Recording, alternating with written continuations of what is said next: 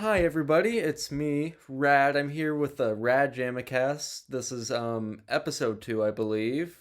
And I'm here today with my lovely guest if you would like to introduce yourself. Hello, I am Shira.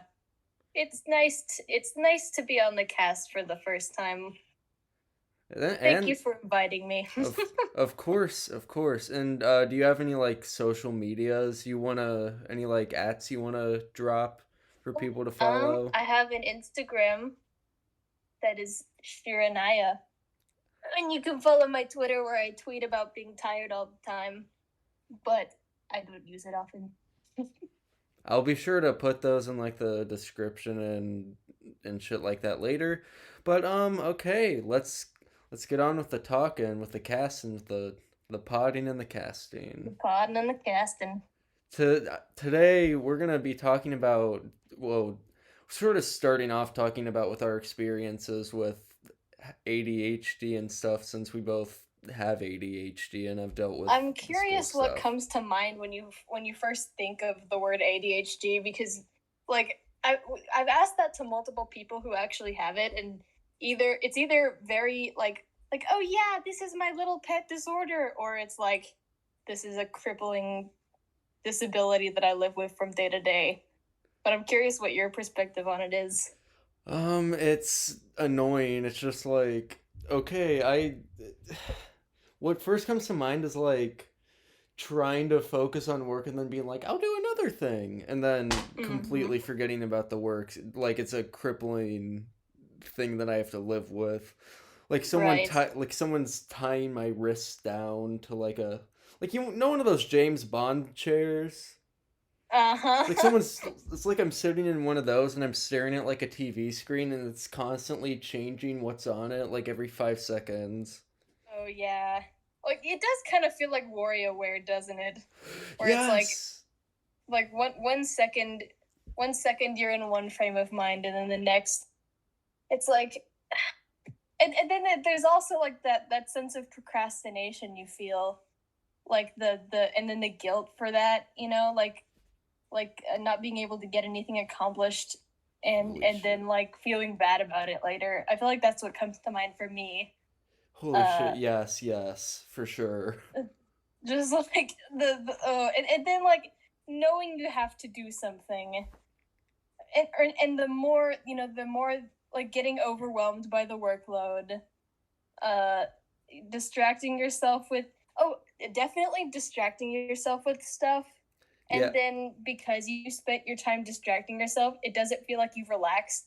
So your parents are like, oh, you spent all day playing video games or whatever, you can't sleep now, and it's like, no, I was working. I was distracting myself from doing work. Exactly, the distraction is the work. I don't understand it, but it really do be the way that it is. Like it's hard to nail down, but like you got it like on the head kinda. I don't like I never really had an explanation for why I kind of like distract myself, and I feel like most people can't really like describe why they. Articulate. It's just Yeah. Or like why distracting yourself is so exhausting, and like you feel bad because you spent your day doing nothing, and then you still feel like you feel shitty even though you didn't do anything that day, and it's because you like it was just stuff to preoccupy your mind with so you wouldn't have to deal with the thing.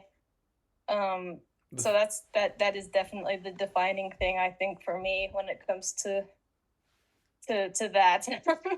totally, totally Mm. like gonna kind of segue here. I school's like a big like hard thing with ADHD, like focusing in class and stuff and getting work done, and we already like kind of talked about that, but I kind of want to know like has it has there been like have you had like good resources for having to deal with that kind of thing? Oh man. Oh man. Well, it's hard to say because it feels like people are doing so much to try to accommodate it, and yet it's never the thing is that I need. Like Yep. there's so many like people propose, obviously because people don't want you to struggle, but they propose so many solutions, but none of them are like actually beneficial. all, I feel like, all the or because solutions feel. people don't really understand what it feels like to get overwhelmed by nothing, Mm-hmm. and so like I feel like it's just like, oh, well, then we'll put you in like a white room with a noise machine and then you can focus, and it's like, no, I need not things to that. do I need things to do to focus on something else. I need to watch I But need if it's like too Family much to Guy, do, then I I need Family really Guy, won't American Dad focus. in It's this. like, Sorry, we kept talking over each it's other there. okay. Go on with your thing. Go on with your thing. No. I was just saying. I was just closing. Honestly, that just saying that like, it's like it has to be a perfect balance of stimuli. Otherwise, I'll either get like underwhelmed and restless, or overwhelmed, and then like I can't. In either case, I can't get anything done. So that's always hard.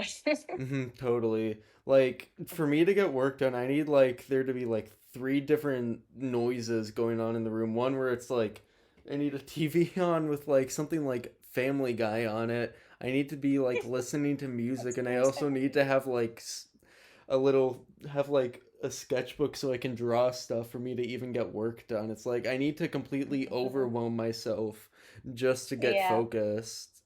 It's Yeah, super for sure. weird. I feel the same way. And the worst too, I feel like in that same category is when like I feel like in all the people that I've asked and myself about this, like when we start working, it's like we don't know how to take breaks.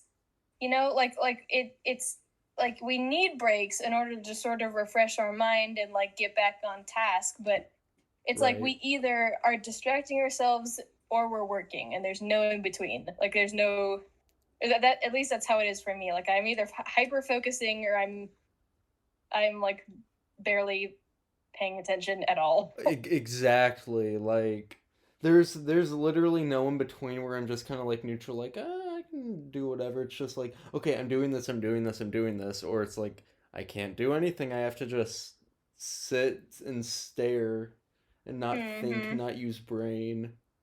Oh yeah, It's man. 110% or 0% all the goddamn time. That is absolutely true. It's like, and you don't want it to be that way, but it just you can't help it. Mm-hmm. How what have your experiences been with medicine? I'm curious because I get different answers from people that I ask, and also like what reminded me of it was just sort of the like when with the like the hyper focus, right? Like the like staring and the not really being able to think about anything else. I just imagine the worst part of that hyper focus has been when I'm on my medicine, and I don't feel. Oh my god, yes. When I'm on the medicine, it allows me to when I'm on like the medicine I'm using, it allows me to do work and it allows me to sort of focus in on actual schoolwork, which I appreciate, but I don't feel anything. I just become like this sort of husk man walking around like how I usually draw my avatar with like its one eye drooping down and looking like completely Uh-huh. lost. That's how I am on, on my medicine. Also, Oh it man. majorly like reduces my appetite and I like don't and I Oh, like forget to eat on it. for real. And like even when I'm presented with the opportunity to eat, I just won't feel hungry at all. Yes, holy shit. Finally Or, someone like I'll else have a like sandwich in front of me, and I'll just I don't have the desire to eat. I just don't eat. And then yes. I make myself sick. I always had that perpetual feeling of like stomach unrest, Mhm. and like just feeling, especially in the morning. I remember having to my mom would fresh up my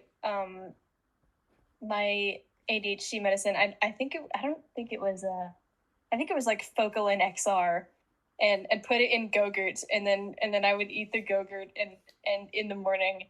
And I just remember like feeling so like boring, and like Oh like my I god. couldn't think. It Yes. like prevented me from thinking about anything but getting work done.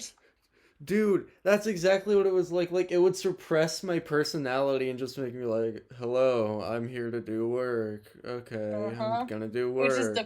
the thing that academia wants, I suppose. Mm-hmm. It Working child is a good child. and like I get it to an extent. Like, I want to succeed in school and I want to be successful, because if I'm not, I feel like I'm gonna just, I mean, I don't think I'll end up on the street, but like it's a fear, because like high paying, medium paying jobs even like require schooling, and having ADHD makes it so hard to do that, and it just sort of brings about this anxiety of, oh my god, am I gonna be able to do this? Having to deal with Exactly. ADHD and the school system, it's like Mm-hmm. it's And not. meanwhile, like the help that you're getting is from people who don't understand. Mm-hmm. Like you are receiving accommodations from neurotypical people who like have no idea what it feels like to be you and don't know how to deal with the thing that you're struggling with. So like all of your resources are given to you by like people who By who people who don't know think what resources you need. by people who think ADHD is just like not having the motivation and just not focusing, which oh, it's more oh than yeah, you're both. either lazy or you're like, oh, squirrel. Yeah, no, I'm not a goddamn golden retriever. All right? I mean, I do get distracted by sticks and squirrels. To be fair, anyone who's ran with me knows that like if I see a stick on the side of the path, I'm picking it up and taking it with me just because Exactly. I'm just like that. But it's more than just being like, "Oh, this thing." It's No like one talks about like the like the sleeping to escape from reality and like the difficulty maintaining friendships and the just intense like guilt that you feel all the time, and guilt that you feel like even when you don't have something to do you feel guilty because you feel like you should be doing something and you're forgetting. yes, oh my god.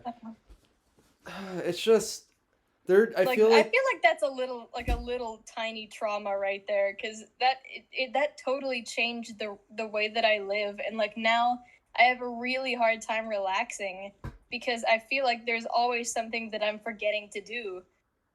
mhm. So It, it yeah, it's just an awful like constant anxiety of, if I don't do something, everyone's gonna be mad at me. I need to be doing something. Other people can do things. Why can't I do things constantly? exactly. It's always like, and then I feel like there needs to be like ADHD resources made by people who have ADHD and have experienced ADHD properly, to be able to like be like, okay, this is what these people need. This is what people with this condition need. It Right. it's just, and I don't know. Well, and it's like the people who are giving you medicine are people who don't know what it's like to be on that medicine. So it's like it really is just people shooting in the dark about how to treat you, and like I'm sure They mean like well. everyone wants to do right by you, but just nobody knows how to do it, Mm-hmm. and that's always really hard. It's hard to like be. It's like how I how like you an animal can't tell you exactly what's wrong with it. When you're a kid, you can't tell your parents like what exactly it is about Yes, ADHD, and by the time you get older and you can't explain what you need, it's kind of too late and you're too deep down the rabbit already hole. traumatized. Mhm. The trauma's already set in. Hmm. Man. Yeah, I feel the same way. It's like if I had known, well, when I was a kid, I just like I feel like that like feeling of like I'm the problem child is so universal because it's like and two, I feel like it's the same thing, like lots of people with, learning disorders and things like that feel that way where it's like Mm-hmm. I'm abnormal, I'm weird, and I should feel bad for being different and needing more than other kids, Yup. Like I should be ashamed of myself. I feel like, when you're a kid and you can't tell people, your childhood just kind of has to be defined by that shame of like not being enough, not being capable, and just feeling hopeless. Mm-hmm. I that kind of leads me into wondering if like that's where a lot of my like struggles with self-esteem come from, because Mm. like I always It's thought I really wasn't hard good to manage enough. that.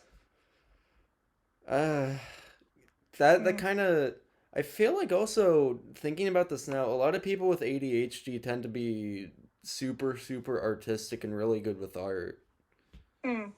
Well, Like, yeah. I mean, I don't know what the you know. connection there is, but there's got to be one because, like, I know a ton of people with ADHD, me and you, obviously, but like, there's Hmm. other people who, like, I know have it and are super artistic and stuff. I feel like My there's got to be a connection there, right? my best guess, and this is probably super depressing, but art is a form of escapism, which feels like has defined my ADHD experience. Like just the need to go to a different place that's better than the one that you're in. Um, because it's hard. I mean, it's hard. It is difficult to live normally. So like, I feel like that need to go somewhere else to sort of make up for it, Mm-hmm. art really provides that, and it's an easy escape. Like when you're little, you really don't have many places to go, but with art it's like, oh man, I now, instead of feeling bad about myself and what I can and can't do, I can think about my world. Yeah. I can think about all Yep. my stories. That's exactly what it is. A lot of creative types, I think, have dealt with ADHD and like other developmental disorders and stuff. Mm-hmm. Yeah, well, I mean, it's hard, it's really hard. Mm-hmm. uh, Which is kind of depressing because most creatives, I'm guessing, have dealt with shit like that. You can mm-hmm. kind of tell too in some people's works now, like just like on Twitter, people will talk about stuff like that, being like I wouldn't say dealing with that stuff, but I see a lot of artists being like, yeah, I have some trauma with the school system and learning And people are like, oh, disorders and me stuff. too. And everyone's like, yep, me too, all of us. And it's I really absolutely wish I had wild. that when I was little, because I feel like if I had known I wasn't alone, it would have been so much more bearable. Mm-hmm. Like, so, it just, I guess it's because, really, in a private school, it's like success is your priority. I mean, like, it's, Yes. you have to do good, and you go do honors classes, and if you don't do honors classes, you're a stupid, dumb little baby who can't do anything. And so like I remember feeling the weight of that and being like, wow, why am I the only one struggling with this, Other people, and yep. like I had this calcula too that made math really hard. And I remember there was one time in my elementary school career when it was like third-ish grade and we were learning our times tables. We would, she would like give out worksheets, and then you'd go up the times tables, and the bigger numbers you got, the cooler you were. And I just remember being the only one with like the times three worksheet, and I just couldn't do it. I couldn't do it. It was timed, by the way. I couldn't do it in time, and I didn't know it, and I just remember feeling so alone. That's disheartening, man. Mm-hmm. I get the goal behind teachers doing that. Like, if you do more and more of these, you get better rewards. But also for the kids who struggle with that stuff, it's just kind of like I can't do it. I can't get the rewards, and all these other kids are getting it. Yeah, and It like I have to hurts. be the one to like woefully trudge up to the front of the room and get that worksheet, and everybody stares at me, and it's like, oh man, this is the worst. The embarrassment is like unbearable. Yes. Even though in most kids' minds it's just like, oh, I don't really care. That they're not Mhm. actually thinking about that, but in your head it's like, oh, they're all thinking about that I can't do the math. And like Yeah, thinking like they're think all looking at me, mm, they're all, and like when teachers would get on for you at you for drawing or not paying attention, and you feel like everybody's looking at you and judging you, and mm-hmm. oh, it's that's I think that is what made my high school slash education experience so hard, is just like the social aspect of it is so stained by that that guilt and that fear Yup. with other kids. Hmm. And like I like just thought of this, like I always thought like, oh, these people are gonna make are all like thinking that I'm stupid and stuff and making fun of me in their heads because they can't do this thing, when in reality it's like the other kids don't give a shit either. And it That's just feels true. kind of silly, even though I constantly like get in this negative or positive feedback loop. It's technically a positive feedback loop, I think, of like horrible thoughts of like, oh, these kids are all making fun of me, blah blah blah blah blah. And it's just like they don't give a shit. And because when other Mhm. people have to go up in front of me and I'm not the one in that position, I don't care. That's true. That's very true. I feel like a big part of, I guess most people, but I know a lot of people with ADHD constantly talking about getting in the negative feedback loop of the whole I'm not good enough. Oh Other yeah. people can do But this, why it's can't I? If I can't do it and they can, that means I'm bad, that type of like thing. yeah, for sure. And definitely I like a lot of people deal with that, obviously, people without ADHD. But like it seems especially prevalent in people with ADHD. I think so. And like too, I was talking with about this with Mason the other day. I was saying that like it's not like I don't want to make decisions, like I it's not that I don't want to make decisions that are good for me. It's like I don't have the in the moment, all I can think about is what is going to like boost my dopamine level. And so like it's either good or bad, the decision I'm making. Mm-hmm. So like I don't have the foresight in that moment to objectively say like, okay, being in this loop of hating myself is bad and it's going to affect me badly. Like I just can't think of it in that moment.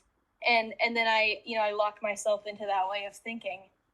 um so I Yep. just think it's really easy with ADHD to not be able to see the bigger picture, um to sort of only think in terms of like right now. Mm-hmm. And what will be good for me right this moment.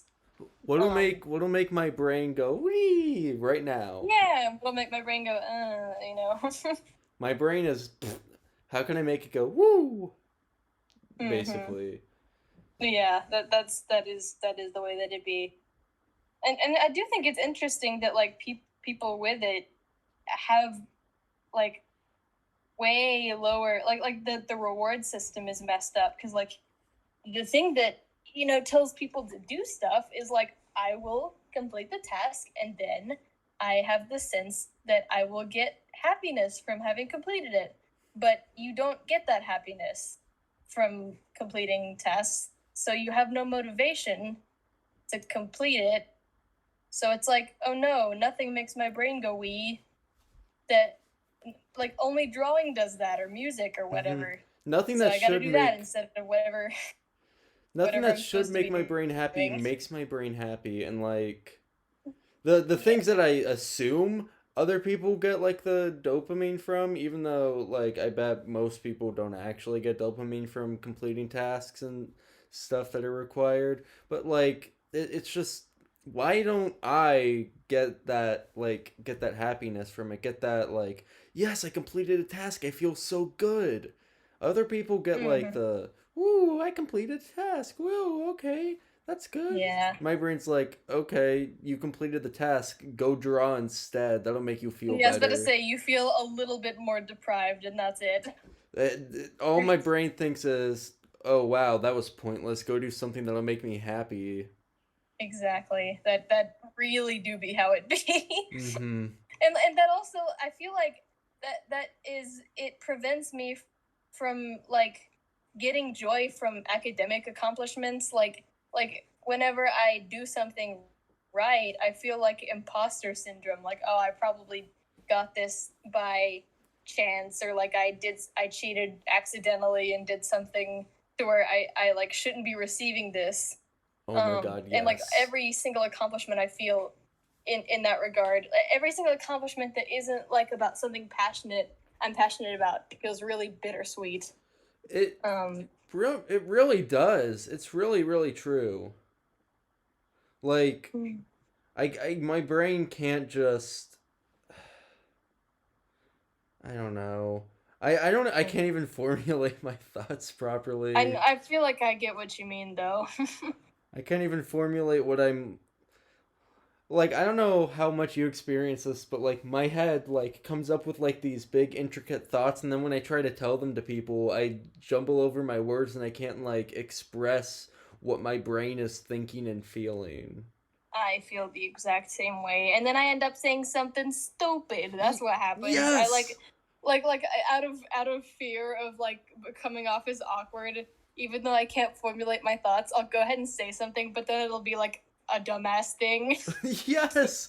It makes me And look people will so be like, "Why did you stupid. say that?" And I'm like, "I don't know." It makes me look so stupid, but it's just because my brain my my You brain can is too work big that for its stuff. bridges. My thoughts are too big for the brain.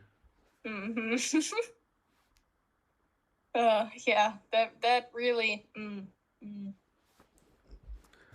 All right. I that is so much of my social experience. Just like feeling like I'm doing a presentation, like a book report, but with real people. God, that's exactly true. And it kind of makes me think that's why you know the one Jackbox game like where you're presenting stuff where you have to make up an invention based on a problem someone gives you. Uh huh. That's what all my life feels like. Oh, Like that I'm is. like there's some stupid problem that I have to come up with a solution for. Mhm. How do I input to this conversation? Talk about marine life. People could be talking about Like, something completely random, and my brain will just whisper to me, "Goku," and I'll be go like, get "Just shut up." go get him, soldier. The brain rot is real. Oh, yeah. Well, I mean, and it's like ideally you shouldn't feel pressured to like say the right thing. Like the best situation I feel like is to find a group of friends who can kind of understand that like it may take you a little bit more time to come up with something to say, and like the pressure is not on for you to perform. You know, Hmm. um, I feel like that is the best situation for people who have the same thing. I I Um, definitely think that's like ideal and true. but I totally get what you mean there. And I just was kind of thinking about this. ADHD has a lot in common with a lot of other like mental disorders and disabilities Yeah. like the I don't want to say hyperfixation because I feel like people take that as purely like a autism spectrum type thing, but like people with ADHD get like from my experience people with it like super fixate on certain series and stuff, and like that's all they ever want to think and talk about because that's Mm-hmm. because that's how I am with like Dragon Ball, and then somewhat with Godzilla and stuff like that. Like Yeah, I just want to talk about it all the time. absolutely. I agree. And I think like of course you got to be super discerning because like neurodivergency is a huge umbrella term, but Mm-hmm. I do think that it is interesting that people with ADHD share a lot of sensory stuff with people who have autism. Like for instance, getting overwhelmed by stimuli like loud repetitive noises really bother me a Mm-hmm. ton and overwhelm me a lot. And like uh, I know bright lights do, and just like stimuli that is sort of overwhelming. I feel like we do share that, and that Mm-hmm. it is really kind of hard to deal with. I'm a bit Um, different with that. Like it's textures for me that sort of oh, like I'm the same way. I hate the feeling of like certain towels and stuff just like really like I can't even touch them I with. hate the feeling of dry textures, like really Yes. dry skin or jeans, like My dry my jeans. skin is super dry and flaky on my hands and I have no idea why. And I try to Oh, moisturize to fix it. It's been that way for years now. I think it's just from overall wear and tear because my hands are super calloused and shit. And so oh, you can imagine right. how annoying that is. And I constantly like clasp my hands together and I'm messing with my hands and stuff so I feel it constantly. Mm. I hate The the worst thing is when like my big thing is when someone is wearing like like jeans, like work jeans, and they have dry hands, and they're like driving or whatever and come to a stop, and then they rub their dry ass hands over their dry ass jeans, Ah, and I'm like, oh, uh, stop. don't. Oh, it makes like a That's horrible dry on noise dry. too. There's like certain I don't have like repetitive noise things, but like when I hear the noise of a certain texture like clashing and making friction with another texture, I just like immediately like cringe up into a ball just because it's just like oh like I dry feel the like same weird way. I don't know if you've ever used like there's this type of towel that I feel like is used for like just exclusively drying stuff and it always like sticks weird to dry hands. Uh-huh. That Oh, horrible towel. I hate that. And like I'll like hear it like hear someone using it on like a whiteboard or something, not on a whiteboard but like on their hands and I can just Oh, when hear they it on wipe the their hands. chalkboard with the they wipe that dry ass chalkboard with the dry ass towel, and you're like, no. Oh, it's oh my god, it's just it it brings about the fear of God in me. I find it really funny that that's a thing that like is common within people who have that like just the cringing when certain sounds and like it's Mhm. not even like the really the sound or the because I'm not even feeling the texture. It's just knowing The the texture knowledge is that there it's and being someone else rubbed. it's kind of knowing that someone else is feeling it makes me like oh. Yeah. I don't know. I have to leave the room when things like that happens. It's just really not fun for me. I just kind of close my. Um, I just kind of like, okay, it's gonna be over. It's gonna be over. Just don't think about it. uh-huh. Yeah, I'll like think about like being in an ocean and I'll think about lotion. Think about lotion. Lotion in the ocean. Yeah, lotion in the Ugh, I hate. ocean. Off topic completely, but A like good the ocean episode is my title. greatest fear. Like that is my number one fear. The fear of the Oh, the ocean. ocean. I hate the ocean so much. The ocean doesn't scare me as much as the deep ocean scares me. Like the very tiny like no, not tiny, at the bottom of the sea when where everything's black but there is still things that are alive, and we've only discovered like 2% of the ocean, Mm-hmm. so who knows what's down there. And most things probably get scared off because when we go down there, we use like a bright light and stuff to shine down there in a place where it's completely dark and things are used to dark. Things probably get scared shitless and like run away. And the things that don't are usually we've discovered a lot of blind creatures down there or That's creatures that true. are like mesmerized by light. We need to find I feel like to like see more stuff down there. We need to develop something where like we can still sense stuff down. We have sonar. I don't know why we but like we need a really advanced sonar that's able to like map out creatures down Oh, that would there be. Well, I without think they light. have something similar. Like that's how they were trying to find the Loch Ness monster. Was like trying to. But the limit to that is that there's only so much of the ocean that they can scan at one time for like Mm-hmm. a big presence. So like literally they could just not know if something humongous is far away enough. I And that is insane to me. mm-hmm. Godzilla could be at the bottom of the ocean right now and we have no goddamn idea. If Godzilla was at the bottom of the ocean, I would stop at nothing to get to the bottom of the ocean. I'd want to keep him down there. I love Godzilla more than anyone, and like I'd be terrified to know if he was real, because I mean all the That's other true. monsters Don't are mess with real. his slumber. He can stay there. Though like I think we should just feed him nuclear radiation. I think he'd be happy, and he wouldn't fuck with us if we did. He'd That's help us if true. we give him because or at least the legendary version of Godzilla eats nukes. The other ones are just kind of nuclear without eating nukes. I forget sometimes that he's a huge Lovecraftian nightmare and not a big lizard boy. Yeah, he's a especially, have you heard about the original script for Shin Godzilla? I have not. I What don't. makes it different? Oh my god. Oh my god. So originally, Shin Godzilla was supposed to evolve into like completely consuming Earth and then and like just expanding to consume the entire universe, and eventually he would become like this Lovecraftian monster that creates a universe inside of himself after consuming the old universe. Inside of Godzilla? Yes, the How? new he created a new universe that's exactly like ours that's like a dream that's like his like So he like rules over that, right? he's not no he doesn't rule over it that it's just sort of subconsciously inside of him and like it's Weird. like it sort of takes after a lot of Lovecraft inspired stuff where like we're like this universe is a dream inside of an elder god's head. We're just like a dream. Oh, that's It's mind. absolutely That's scary to crazy, and think me about. explaining it is not doing it proper justice. No, I trust you. I trust you. Mm-hmm.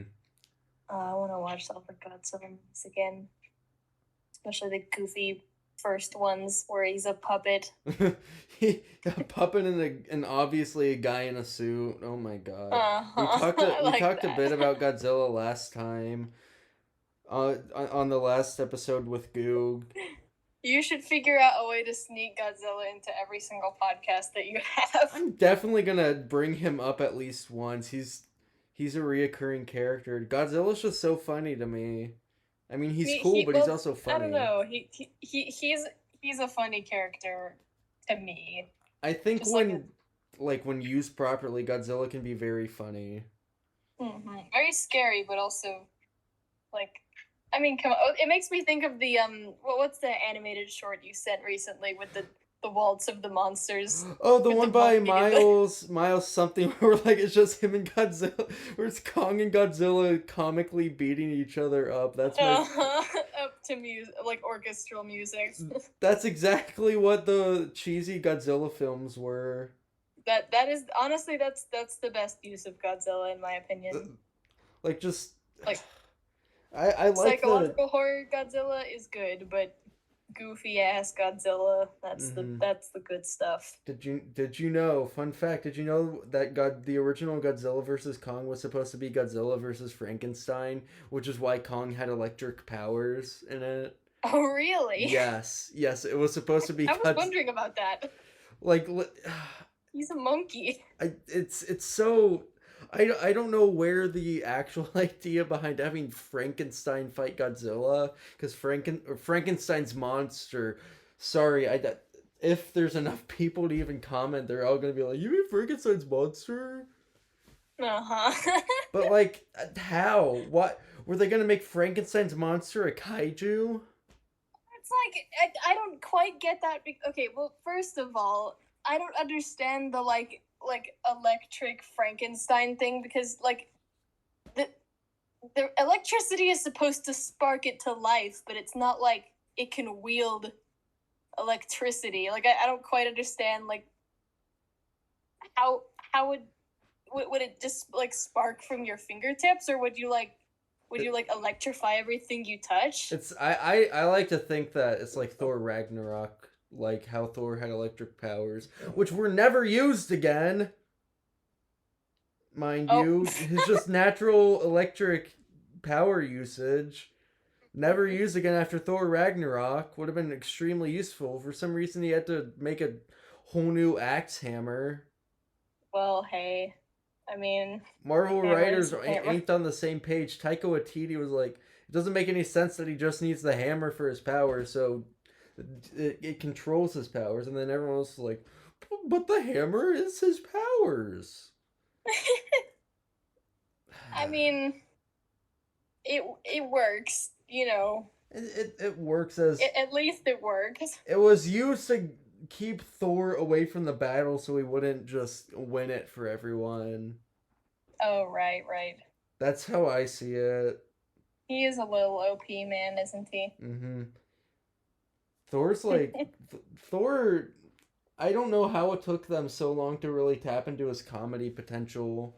Because Thor has the greatest potential out of most Marvel characters to be really funny.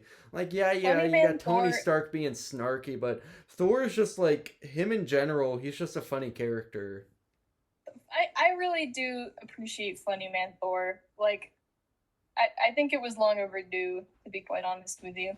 He was too serious, and him, and like, they didn't use the fish out of water stuff enough in the first Thor movie. Mm.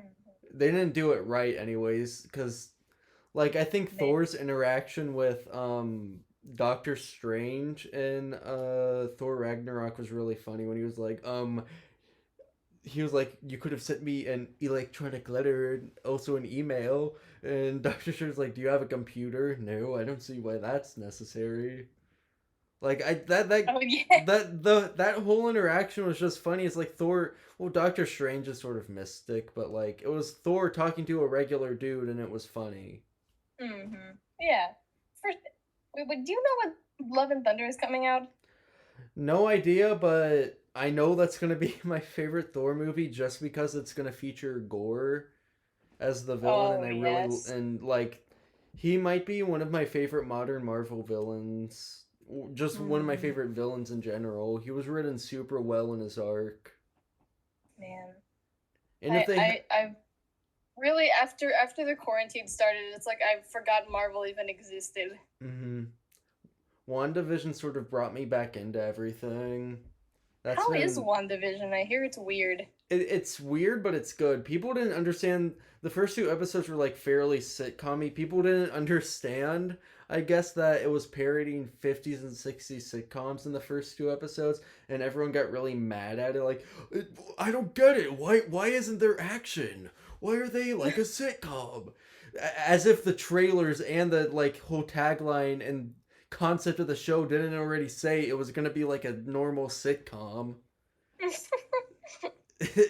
It was just Yeah, frustrating seeing people review bomb it I for didn't after know the that was first the two thing that people episodes. found weird about it. I thought that they just like, because you'd think that if it was in the commercial, people would know what the. Well, I mean, I guess a lot of people just You're kind of giving blindly people too watch much. whatever Marvel makes. Yeah, that's true. You're also giving people too much credit. I always feel like if I expect people to understand something, I shouldn't because every time I expect people to be like sort of get a concept, no one gets it, and it's really infuriating. Or especially when they're trying to. Isn't it like all inside her mind? Sort of. I don't. Do you care if I spoil it? I do not. Okay. Spoiler alert! Spoiler alert! Okay, so right now it's sort of being played off as Wanda's powers have gotten to such a point that she can literally warp and change reality at will, and that it hinted at that she stole the Vision's body and brought him back to life, but Whoa. that can't be the case because, like, in an episode, it shows that she can't bring things back to life because okay, so she goes through a rapid pregnancy in about a day, 9 months of Mm-hmm. pregnancy in a day, has two kids, has her twins, and then they grow to about the age of 10 in another day, and they find a dog, and then the dog's there for a bit, and then the dog gets into uh, who I think is the real mastermind behind everything's like azalea bushes, eats them and dies. Wanda can't resurrect the dog. Mm. And it seems like it's almost hinted at that she is controlling it, but also there's certain things where it's like, okay, this seems weird. Is she really in control? Like, It makes sense why locals would be confused by that. mm-hmm. And like everyone in the town, Vision managed to snap someone out of the sort of sitcom thing, and they were like, "She's in my head. She's in my head." And the character I think that he was actually talking about isn't Wanda. It's this character in the show called Agnes, who spoiler alert, I have a big crush on. I think is very Aww. yeah, I know. Aw.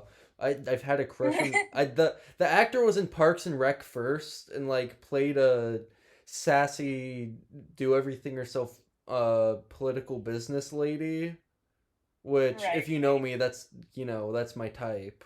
Quite the Mama Jamma. Yep. Yes. But she's playing like Wanda's neighbor and she somehow knows everything that's going on is in every episode and conveniently gives Wanda whatever she needs. I think she's the mastermind behind all of it. Her name is Agnes. There's a character in the comics Mm. called Agatha something. I forget the last name Ooh, and she's like heavily connected to all the Wanda stuff and like helped sounds Wanda like a pretty grow solid yeah, prediction. no, she helped Wanda grow her witchy powers and stuff. And I think that Mm. Agnes is Agatha, whatever, and once Wanda's kids specifically, because that was a big plot point in the comic, was people wanting Wanda's kids and also telling Wanda her kids weren't real, which caused House of M. I'm pretty sure. I don't actually remember. There's so many Hmm. plot threads that it starts to just meld together. Good golly. Yeah, I definitely do not keep up with the Wanda slash Vision part of the Marvel. I mean, I can barely keep up with the basic part of the MCU. Mm-hmm. But the cool part is, I don't know if you've seen any of this. They brought in the X-Men, the Quicksilver from the X-Men universe at the end of the Oh, last cool. episode. Oh yeah, I forgot they bought the X-Men. But they have the Evan Peters Quicksilver now in the Marvel Cinematic Universe, and I think that's gonna stick and that's how they're gonna bring in mutants. Okay, Wanda's well, I mean, gonna it's gonna be a reverse House of M. Instead of no more mutants, it's gonna be mutants. Wanda's instead of saying no more mutants, Wanda's gonna go more mutants at the end of right. it. Well, we will just have to wait and find out, I suppose. Yeah, it's getting annoying. Annoying. All the theories. People think Mephisto, which is like Marvel Devil or whatever, is behind everything. I think that could be true, but I don't know if they're gonna do Mephisto yet. I feel like they need to save that, but definitely Well, it makes Wanda. sense that they would kind of use a character that they've already sort of introduced to pull the wool over your eyes. Mm-hmm. I guess that makes That's just my sense. take. But also, they could be doing a complete bait and switch with the Agnes thing. And Wanda is actually the big bad and in control of everything. Because That's true. because I feel like a lot of characters are gonna play the pronoun game. Because Vision has the ability to just snap people out of Wanda's reality.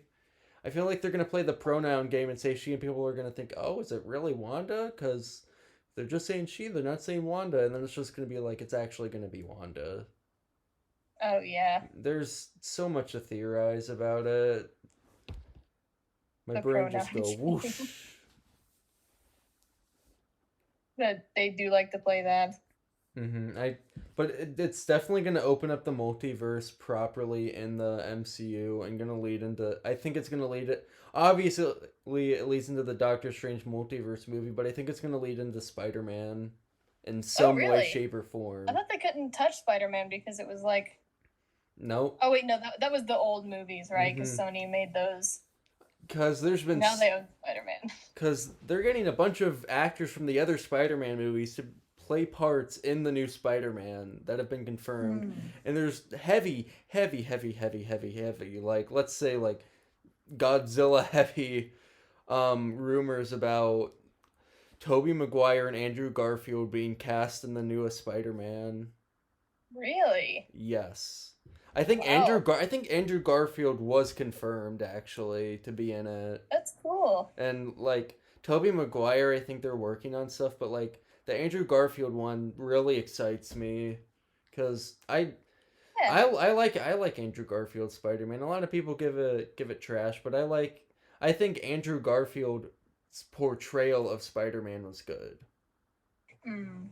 I think I mean maybe it's just because it's difficult for me to dislike media, but Mm-hmm. like I feel like they all kind of brought something to the table that the Exactly. other didn't. I have a hard time like disliking just flat out disliking media too. I try to always be like, oh, this was pretty good about this thing. Yeah, like you find always a little something to like, even if it's just little and small. Mm-hmm. Being negative does not bring me happy brain waves. Mm-hmm. It's easier to be negative, but I feel like it, you know, It's boring to be negative, and it just makes me feel bad when I'm negative. right? I understand. All right, so I kind of want to start bringing this a bit to a close. Okay. So if you have anything else you want to talk about, any last topics, go ahead. Let's bring them to the table. I guess we should sort of kind of round out with like, what do you think? What solutions do you think that schools should put in place for people like us? Because I feel like half the time, like I like it when stuff like this ends on like a hopeful note where we can say like, oh, I hope that future kids can be able to sort of enjoy like a better accommodation and change the system in a way that will help them a little better. Mm-hmm. Mm-hmm. What do you think? Um, it's really tricky. I think there just needs to be like people in place to sort of, at least for me, I have trouble remembering assignments and when things are due and when I have to do things. I think I don't want to like have someone constantly breathing down my neck because I also hate and get annoyed with that. But I think if like there was some way to like easily remind students, especially with ADHD and not other like mental whatever, whatever you want to call it. I think if there was a way to Mm. sort of like have resources where you go to someone after school or like you schedule something with someone X days of the week to sort of go through, and they go through what you have to do and what you need to do, and they help you set up a plan on how to get that done. Like Because I you kind of struggle with that try to especially. approach it by your own thing. It's like I Like totally understand that. you get something scheduled, and you do it on your own time and with your own sort of plan, but you have someone help you, and they're not Yeah, like super pushy, because that's always a big turn off for me with any sort of help and resource. I always feel like it's super pushy, and it really like. or like it infantilizes you. You know, treats you Mm-hmm. like a baby. Where it's like, Yes. oh, you have a disability. Let Let me. me help you with Oh, you that. poor little baby, you can't do anything. Oh, look at you. Like it's just like don't treat me like a child. I can still function. I just need some extra resources. Exactly. Like just as capable, just has a harder time getting it done. Mhm. Yeah, exactly. People people It's not the accomplishing. It's not like the execution that's the problem. It's like literally, I just need someone to make me do the thing so I can do it well. Yes. Yes, I know. I'm confident in my ability to do things. I'm just not confident in my ability to remember to Stay do the on track thing. Yes, and stay on track.